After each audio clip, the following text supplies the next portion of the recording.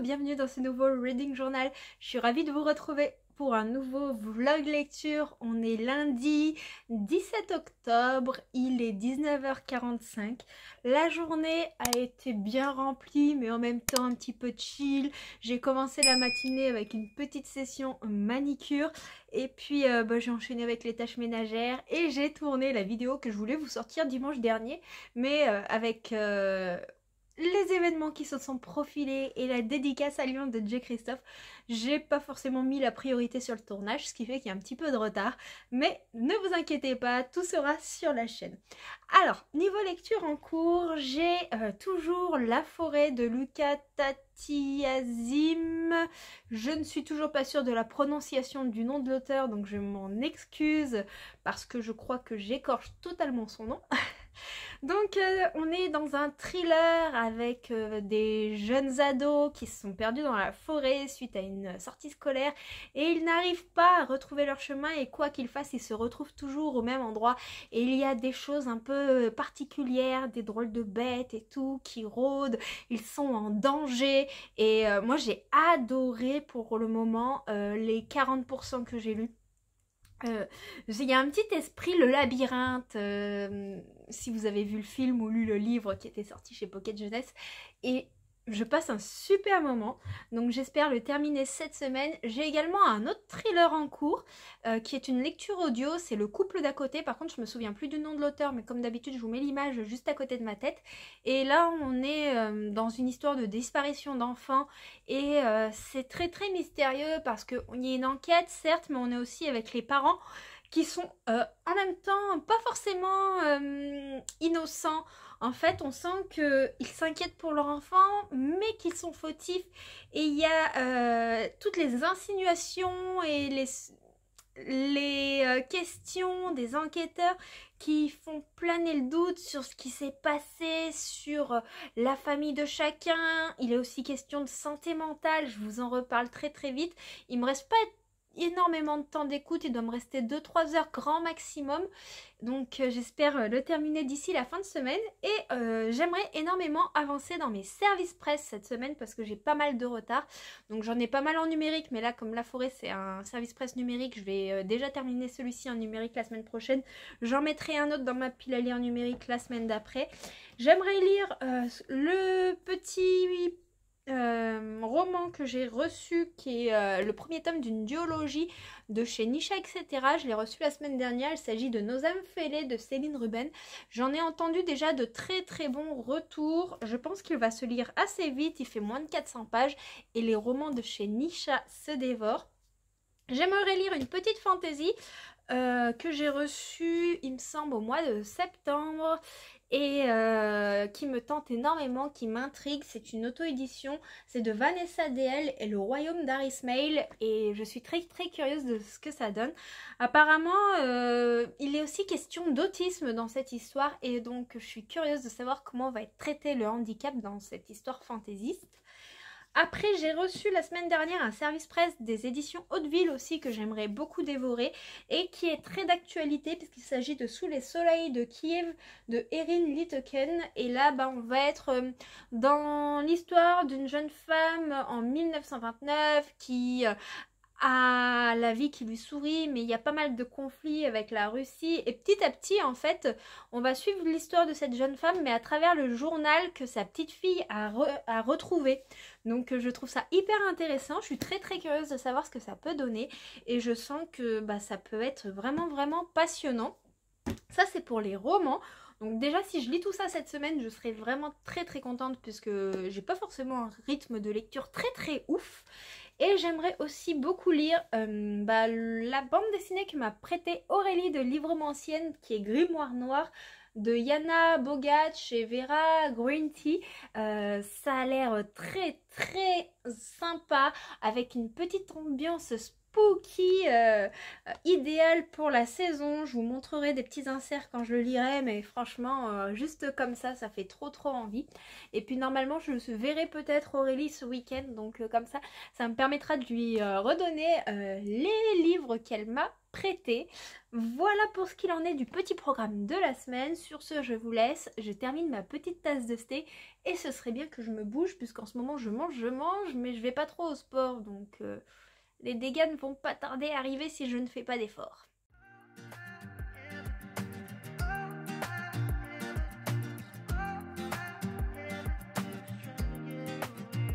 I need a distraction, 'cause I've been spending too much time at the gallery of memories, pretending you're still mine. It's a trick of a mind that's trying to hold on to a love that's dying, 'cause letting go means saying goodbye, and I ain't ready for that. 'Cause all that I ever do is trying to get over you. I know, Qu'est-ce qu'il y a?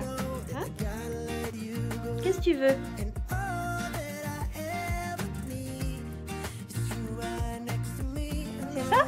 Fais le beau. T'es sûr? T'es sûr? Eh. Assis. Couché. Couché. Couché. Allez.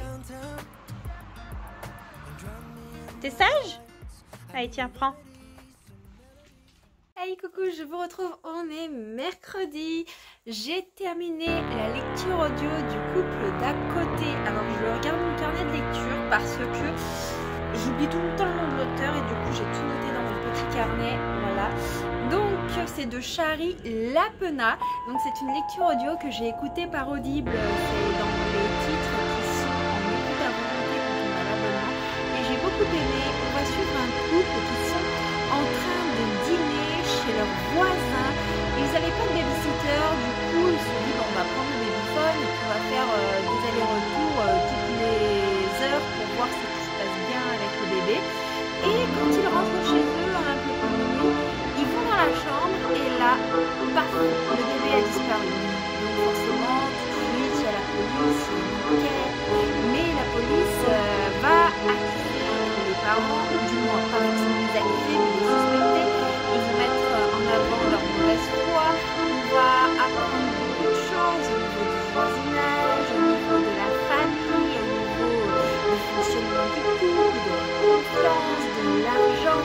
Enfin voilà, on va être plongé là-dedans et on a dans cette histoire les réflexions du père, de la mère, les questionnements, la peur. Et c'est une histoire qui met en avant la santé mentale, notamment la dépression postpartum. Et c'était très fort parce qu'on a une maman qui aime immensément son bébé, qui vit très mal la disparition de celui-ci, mais qui aussi a eu quelques difficultés suite à la grossesse, avec des émotions qui sont un petit peu contrôlées, qui sont brûlées, mais ça nous montre en même temps qu'on ne met pas en cause du tout l'amour que porte cette mère envers son enfant, mais que oui, c'est assez difficile. Il faut s'accepter, il faut arriver à gérer tout ce bouleversement physique et hormonal. C'était très bien fait, même si j'aurais aimé que psychologiquement ce soit un peu plus développé. Si j'ai un petit truc à redire dans ce roman, c'est l'implication du voisinage. Ça s'appelle le couple d'à côté. Moi je m'attendais à ce qu'il y ait une histoire un petit peu du point de vue des voisins sur le couple qui habite à côté, alors que bon, là on suit le couple en question, on suit leurs pensées, on suit les doutes qu'ils ont, même s'il y a des interactions, mais au final, en fait, ce n'est pas celle-ci qui répond le récit. On a la culpabilité des personnages, on a leur histoire passée, on a de celle du présent, on a des questionnements, on a aussi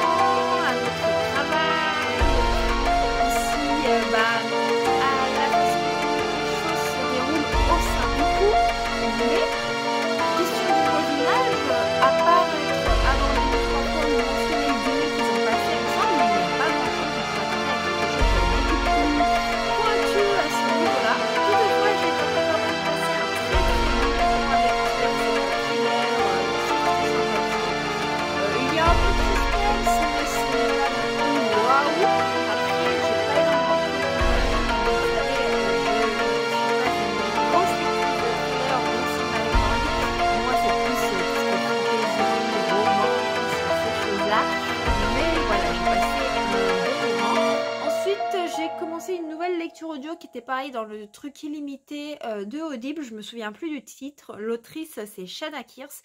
Je vous mettrai toutefois la photo à côté de ma tête comme d'habitude. Et j'ai reçu aujourd'hui le tome 3 de Merci de Mirka Andolfo. Donc je l'ai déballé parce que j'avais trop hâte de l'ouvrir, et au moment où je l'ai reçu, j'étais en train de travailler un petit peu sur les montages, les posts, enfin plein de petites choses pour la chaîne. Même si j'avance pas aussi vite que ce que j'aimerais, je fais les choses à mon rythme en ce moment.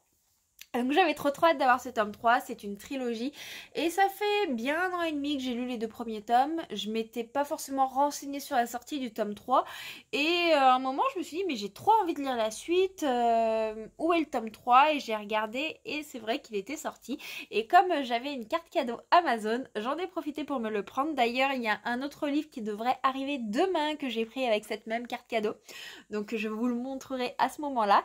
Donc ici on est dans une histoire horrifique avec Lady Helen, qui est cette jeune femme là. Je vous montre le tome 1. Et Lady Helen, c'est une dame très particulière. Elle arrive avec son espèce de majordome dans un petit village qui semble très tranquille, sauf qu'il va y avoir une série de meurtres, mais de façon un peu glauque.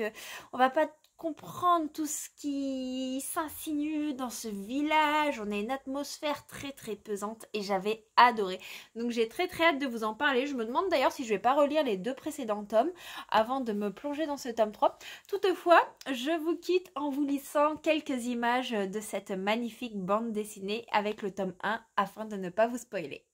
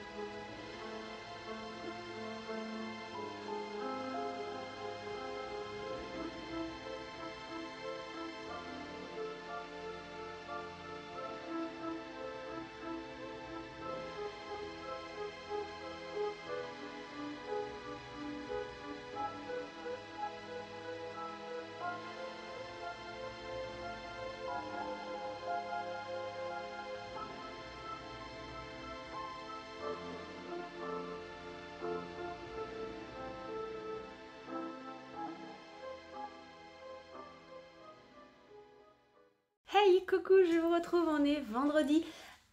J'ai terminé La forêt de Luca Tatiazim. J'espère que j'écorche pas trop le nom de cet auteur. Ça a été vraiment une chouette lecture de thriller. J'ai trouvé qu'au milieu de la lecture, il y avait quelques longueurs. Mais par contre, la fin m'a totalement passionnée, envoûtée. Hier, j'arrivais plus à lâcher le livre. Alors, je vous refais un bref résumé. Je me souviens plus si je l'ai fait ou pas au début de ce vlog. Et surtout, même si je l'ai fait au début de ce vlog, voilà, il s'est passé quelques petits événements depuis. Donc, on est avec un groupe de 7 jeunes ados. Ils doivent avoir aux alentours de 12 ans au début de l'histoire. On est en 1950 et quelques, je crois.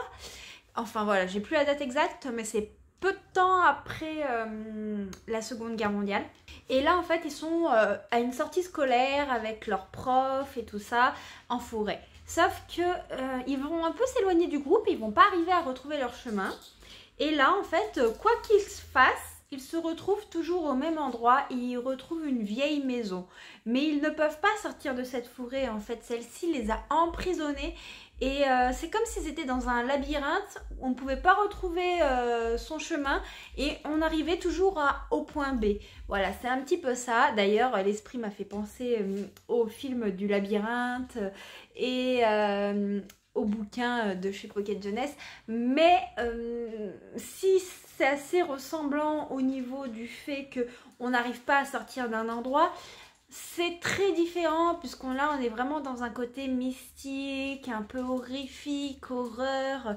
Et on va suivre ces personnes. Le livre est composé de 3 parties. Il y a une partie où on est vraiment perdu dans la forêt avec ses enfants qui essaient de s'en sortir, de trouver un moyen de pouvoir rentrer chez eux.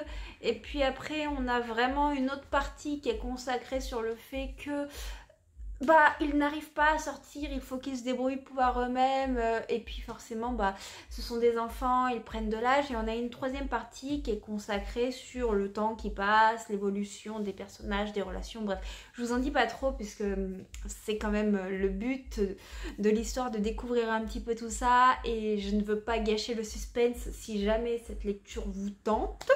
Et donc j'ai trouvé ça hyper sympa, le récit est écrit à la 3e personne, on suit tous ces personnages, on en découvre certains plus que d'autres, on voit un petit peu leur relationnel qui n'est pas toujours très joyeux, les liens forts qu'il y a entre certains. Et on est à une époque qui fait référence un petit peu à tout ce qui est préhistorique parce que ils n'ont rien, ils n'ont pas de quoi se vêtir, ce sont des gosses, ils grandissent, la pointure change et puis au bout d'un moment tout devient usé donc il faut qu'ils se démerdent, il faut qu'ils arrivent à faire du feu parce que même s'ils avaient un briquet sur eux au bout d'un moment c'est pareil, c'est quelque chose qui s'épuise. Plein de petites thématiques sous-jacentes comme ça. Et moi j'ai été vraiment scotchée par la fin de ce roman. Je m'attendais pas à ça. Je m'attendais vraiment à toute autre chose et en même temps ce qui se passe ça fait complètement sens et on a toujours ce mystère de la forêt qui plane non-stop, de la forêt mais pas seulement, mais de la nuit, de l'atmosphère en fait qui reste sombre. C'est très particulier, c'est très envoûtant, c'est en même temps parfait pour cette période de l'année. Donc finalement je suis contente de ne pas l'avoir lu tout de suite quand je l'ai reçu en juin ou juillet de la part des éditions Inceptio. Je suis contente de l'avoir lu que maintenant parce que je trouve que ce roman se prête totalement à l'époque. Alors après moi c'est pas le genre de roman que je peux dévorer en une fois parce qu'il faut savoir que je suis une grosse trouillarde. Et donc voilà. Mais j'ai passé un très bon moment. Sinon ce matin j'ai tourné une vidéo donc là je pense qu'après mon petit blabla je vais aller commencer le montage. J'aimerais vous la sortir si possible dimanche. Sachant que demain, il y a peu de chances que je puisse m'occuper du montage parce que je serai avec Aurélie au centre commercial à Grenoble. Et après, dans la soirée avec Gauthier, on va aller à la salle de sport. Et là, j'étais en train de lire, mais j'arrive pas à me concentrer parce que j'ai les voisins qui écoutent la musique un peu trop fort. J'espère que vous l'entendez pas trop. Au pire, juste le léger boum boum, mais moi j'entends les paroles, c'est pénible, j'arrive pas à me concentrer et j'ai commencé à lire du coup Nos âmes fêlées de Céline Ruben, publié chez Cherry Publishing. Alors quand je dis j'ai commencé à lire, j'en suis au chapitre 4, vous voyez, donc voilà, j'ai pas lu beaucoup mais déjà le peu que j'ai lu, j'adore. On est dans une histoire de retrouvailles, on suit Mel et on suit Connor. Et j'aime beaucoup, c'est qu'on a déjà différentes temporalités.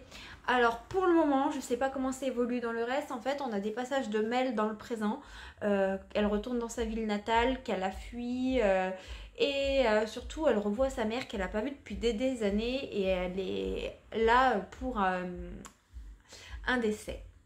Sauf que elle avait peur de retourner un petit peu dans cette ville. Apparemment, il s'est passé des choses très graves. Je ne sais pas lesquelles, même si je m'en doute au vu des trigger warnings annoncés. Et on a des passages dans le passé, mais cette fois-ci du point de vue de Connor. Donc, qui lui va parler de son rêve de devenir un militaire et tout ça. Mais son niveau scolaire dans certaines matières ne lui permettent pas de pouvoir accéder pour le moment à son souhait professionnel. Donc voilà, je peux pas vous en dire plus. Et apparemment ils étaient proches, mais quand Mel est partie, elle a coupé les ponts avec tout ce qui était dans sa vie et elle ne l'a pas prévenu de son départ. Et donc quand ils vont se recroiser, il y a beaucoup de choses qui vont devoir être élucidées. Voilà, je peux pas vous en dire plus. Là c'est vraiment ce que j'ai découvert des 3 premiers chapitres. Là, vous voyez, on a des dates avec les dates de chapitre, le nom du personnage, il y a marqué mars 2010, ça se passe dans la ville d'Emerson. Pour le moment, j'aime beaucoup. Au niveau des trigger warnings, on sait que c'est une lecture qui va être difficile, puisqu'en fait, on a l'avertissement au tout début, donc ça, j'adore en fait, je trouve ça vraiment génial. Donc apparemment c'est une histoire qui parle de deuil, de violence familiale et de stress post-traumatique. Donc voilà, on a tout de suite la couleur et apparemment il n'y a pas qu'un seul personnage qui n'est pas bien, qui a un passé difficile, c'est les deux dans cette histoire. Donc j'ai hâte de venir vous en reparler. Sur ce, je vais vous laisser ici, je vais aller essayer de faire un petit peu de montage. Je sais pas si j'aurai le temps de tout monter maintenant, mais au pire je le ferai après la salle de sport.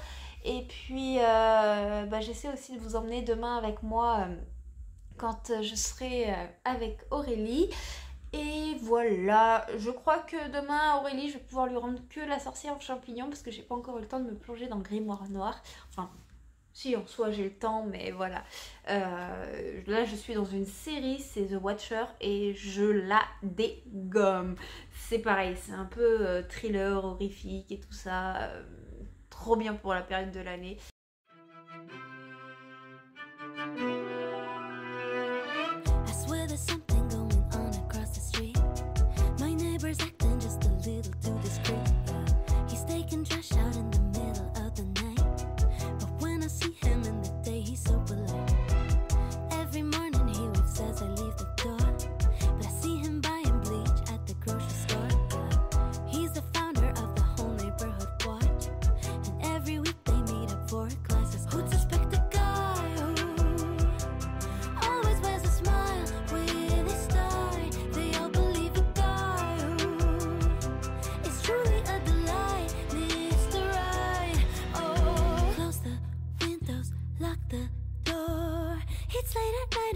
Footsteps on the floor, blood is freezing in my lips. Well, is it real or is it just October things?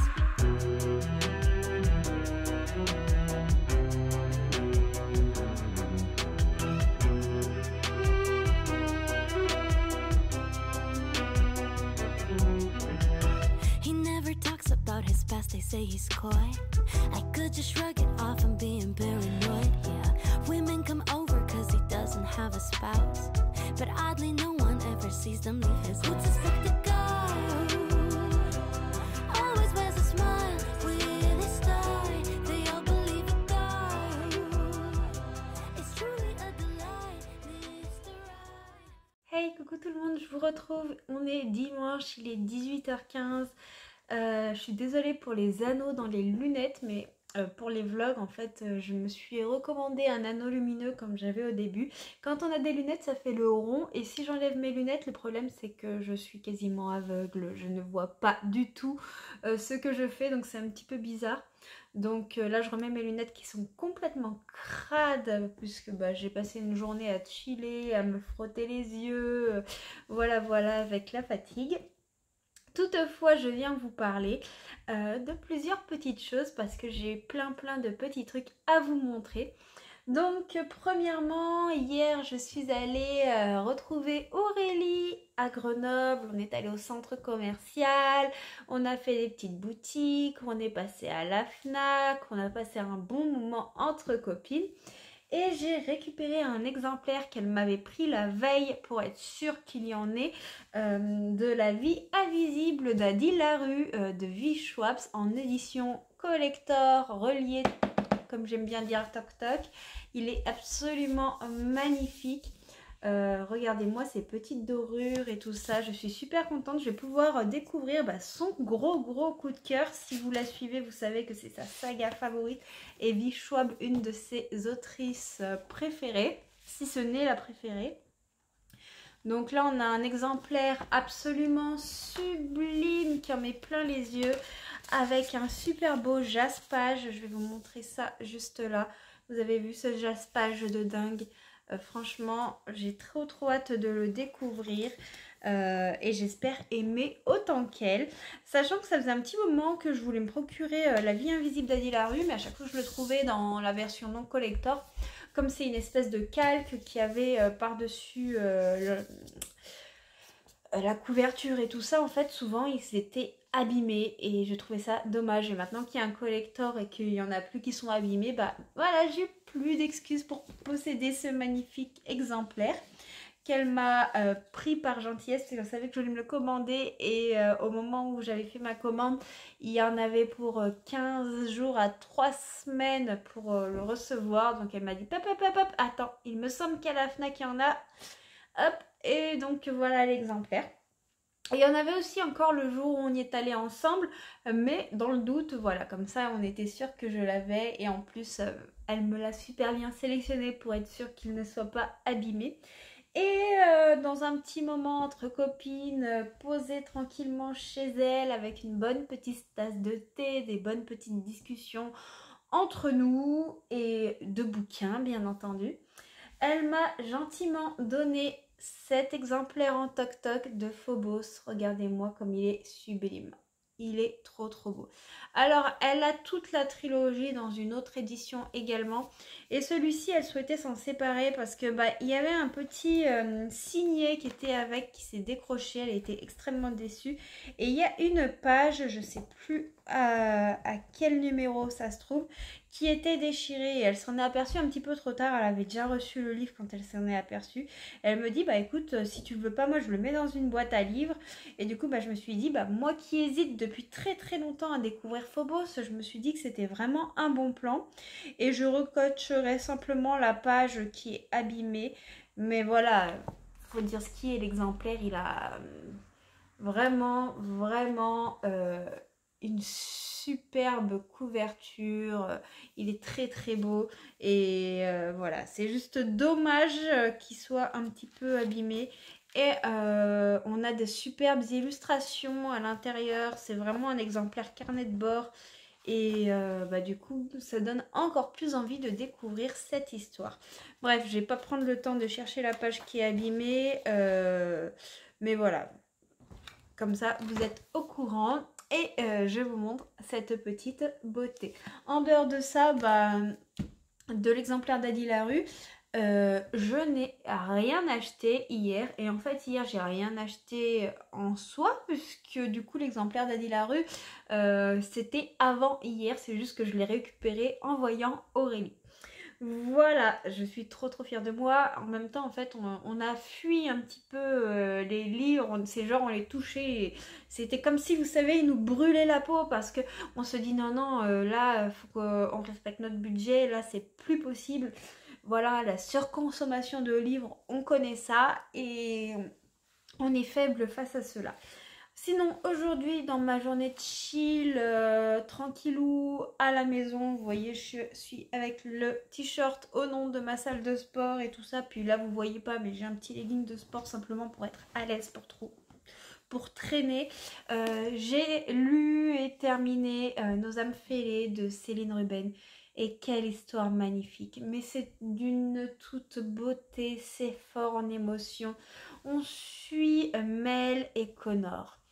Ils se connaissent depuis l'adolescence. Mel a été la tutrice de Connor puisque celui-ci voulait aller dans l'armée pour devenir militaire de carrière, mais son niveau scolaire était assez bas sur certaines matières et Mel l'a aidé à renouveler tout ça. Et puis ils vont tisser une amitié très très forte qui est vraiment à la limite de la relation amoureuse. Sauf que du jour au lendemain, Mel, elle va disparaître, elle va aller à Boston et elle va entamer sa vie là-bas sans jamais revenir à Emerson, leur village où ils habitent depuis des années. Et suite au décès de son père, elle va enfin revenir à Emerson. Et en allant chez sa mère, elle va croiser Connor qui habite l'appartement du rez-de-chaussée de l'immeuble. Donc voilà, on va être sur une histoire de retrouvailles et on a des chapitres qui alternent entre le passé, le présent, que ce soit du point de vue de Connor comme du point de vue de Mel. C'est très beau, c'est très tendre. On a une histoire qui se concentre vraiment sur l'aspect des retrouvailles.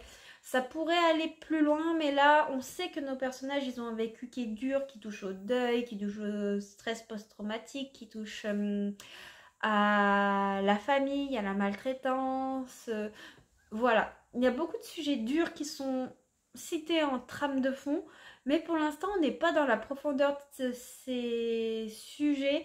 On sait que nos personnages, ils ont des souffrances, mais là, on est sur les non-dits, sur le fait qu'on est heureux de se retrouver, mais qu'on ne sait pas forcément comment se comporter l'un envers l'autre. Voilà, on est vraiment dans le flou et on prend le temps dans ce flou là, il ne se passe pas grand chose avant. C'est super chouette, je pense que le tome 2 sortira le mois prochain et j'ai très hâte de le découvrir. J'ai aimé l'émotion. Ma seule petite crainte, c'est que ces sujets que je vous ai cités précédemment soient pas assez approfondis, mais en dehors de cela, ça se lit vraiment tout seul.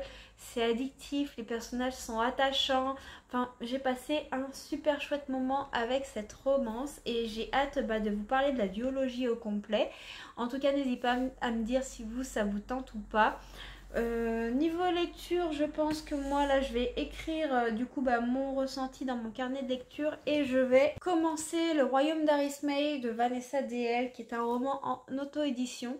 Donc je vous en parle très vite et sur ce je vous laisse ici pour cette semaine.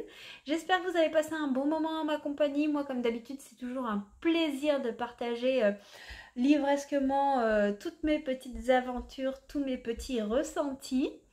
J'espère que vous avez fait de belles lectures de votre côté. N'hésitez pas à me le dire en commentaire. Et puis si jamais vous savez pas trop quoi dire, ou vous êtes un peu plus timide, n'hésitez pas à laisser simplement un petit smiley, ça fait toujours plaisir. Moi je vous fais plein de bisous, je vous souhaite de très belles lectures. N'hésitez pas à liker, commenter et partager la vidéo. Et moi je vous fais des bisous encore une fois et je vous dis à très bientôt. Ciao ciao.